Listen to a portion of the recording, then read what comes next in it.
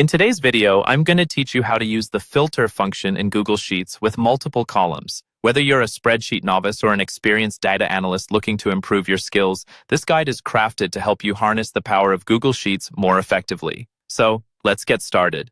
To begin, open up Google Sheets. If you haven't opened Google Sheets before, simply visit Google's homepage, click on the grid icon near the top right corner, and select Sheets. This will bring you to your main dashboard where you can begin creating a new spreadsheet or opening an existing one. Starting fresh, click on Blank to open a new sheet. Once your sheet is open, you'll need to direct your attention to cell F2. This is where the magic starts. Click on F2 to select it. This cell is where we'll be entering our filter function, which will allow us to selectively view the data in your sheet based on certain criteria. Now, in the F2 cell, type the formula. As filter B2D C2CF1.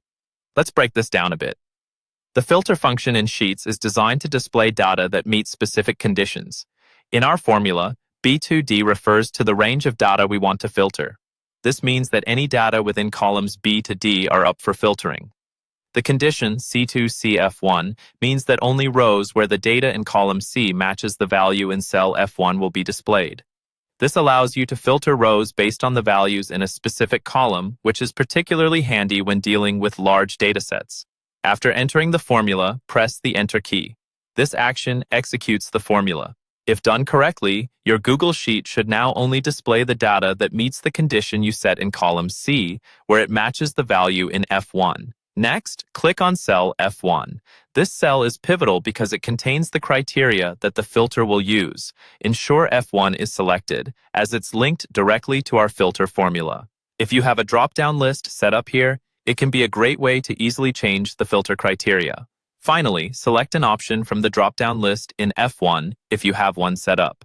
This selection will determine which rows are displayed based on what matches the data in column C. You'll notice how the sheet updates instantly, providing a dynamic way to interact with your dataset. And there you have it. You've now learned how to effectively use the filter function in Google Sheets with multiple columns. This function will streamline your data management tasks and offer a clearer view of specific information tailored to your needs. Practice a bit, and soon you'll be filtering through extensive datasets with ease and precision.